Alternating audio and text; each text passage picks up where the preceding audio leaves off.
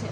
First হচ্ছে mailing ট্যাবে যেতে হবে। মেলিং ট্যাবে যাওয়ার পর সিলেক্ট রেসিপিয়েন্ট অপশানে যেতে হবে। যাওয়ার পর এখানে টাইপ আর নিউ লিস্ট এই অপশানে ক্লিক করতে হবে।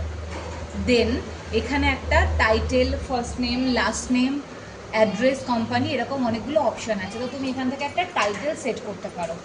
কীরকমভাবে টাইটেল সেট করতে পারো, এরকমভাবে লিখতে পারো মিস্টার বলে একজনের ধরো নাম দিলে, দিয়ে ট্যাব দিয়ে পরেরটায় গেলাম, গিয়ে এখানে ধরো যাই হোক একটা নাম দিলাম এখানে, যাই হোক ঠিক আছে, কোম্পানি এবিসি, যাই হোক কিছু একটা দিলাম, অ্যাড্রেস যেটা যেরকম চাও সেরকমভাবে দিয়ে দিতে পারবে। এবার এখানে আরও অনেকগুলো অপশান রয়েছে যেগুলো কিনা পরপর দেখতে পারবে। এগুলো সবটা ফিল আপ করতে পারো বা কিছুটা ফিল আপ করতে পারো, যেটা খুশি। দেন এটা একটা এন্ট্রিটি করেছি, দেন আর একটা এন্ট্রি করতে গেলে নিউ এন্ট্রিতে ক্লিক করতে হবে। নিউ এন্ট্রিতে ক্লিক করলাম, ধরো এখানে আমি আর একটা নাম দিলাম,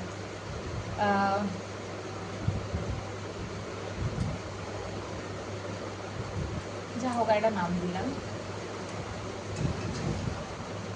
কোম্পানি নামটাও আমি আমার মতো যা হোক একটা দিলাম। এরকমভাবে যতগুলো খুশি এখানে নিউ এন্ট্রিতে গিয়ে ক্লিক করে নিউ এন্ট্রি করতে পারো।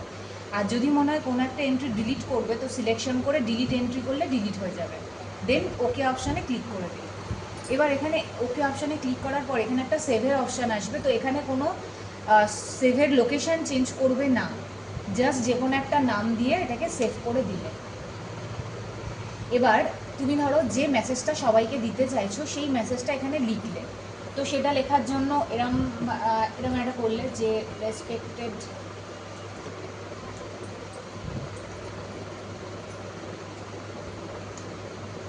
লিখে এখানে একটা মেসেজ লিখতে হবে। তো মেসেজ না লিখে আমি জাস্ট একটা প্যারাগ্রাফ এখানে নিয়ে আসছি, জানো কীভাবে প্যারাগ্রাফ আনতে হয়।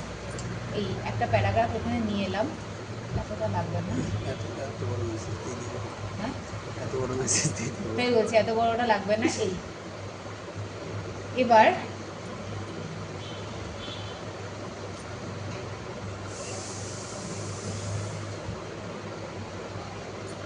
এবার ধরো মেসেজটা রেডি হয়ে গেছে। এবার রেসপেক্টেডের পরে এন্টার দিয়ে ধরো এখানে আমরা কাকে পাঠাতে চাইছি, ওই যে দুটো নাম এন্ট্রি করেছি তাদেরকে পাঠাতে চাইছি।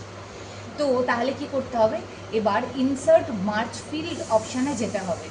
ইনসার্ট মার্চ ফিল্ড অপশানে গিয়ে দেখো টাইটেল আছে, টাইটেলটা আমরা লিখেছিলাম, টাইটেলটাকে এখানে সিলেকশন করলাম, একটা স্পেস দিলাম, দেওয়ার পর পরের ফার্স্ট নেম সিলেকশন করলাম, একটা স্পেস দিলাম, দেওয়ার পর আবার লাস্ট নেম সিলেকশন করলাম। এই এবার যদি মনে করি কোম্পানিটা এর তলাতেই লিখবো, তাহলে এন্টার দেব। এন্টার দেওয়ার পর এখানে ওই ইনসার্ট মার্চ ফিল্ড থেকে এখানে কোম্পানি নেমটাকে নিয়ে আসলাম।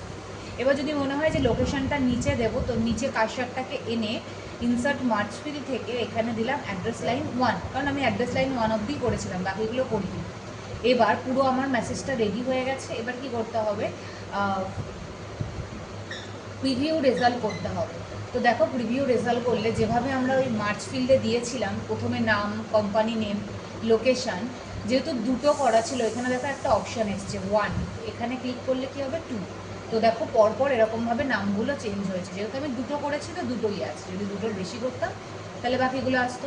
তো এইটা হচ্ছে আমার মেল মার্চ। এবার যদি তুমি মনে করো যে এই ডকুমেন্টগুলোকে ইন্ডিভিজুয়ালি আলাদা আলাদা পেজে চাও, প্রিন্ট করতে পারো বা মেল করতে পারো, যা খুশি, বাট এখান থেকে ডিরেক্টলি মেল করা হয় না নর্মালি। তো যাই হোক, এই লাস্টের ফিনিশ অ্যান্ড মার্জ অপশানে গিয়ে এডিট ইন্ডিভিজুয়াল ডকুমেন্টসে ক্লিক করলে, করার পর এটা ওকে করলে দেখো এখানে এই যে দুজনকে যে মেসেজটা পাঠাতে চেয়েছিলাম সেটা দুটো আলাদা আলাদা পেজে হয়ে গেল। তো কী হচ্ছে, একটাই মেল বা একটাই মেসেজ অ্যাট এ টাইমকে অনেকজনকে একসাথে পাঠাতে পারি, থ্রু হচ্ছে মেল মার্চ। তো এটাই হচ্ছে মেল মার্চ।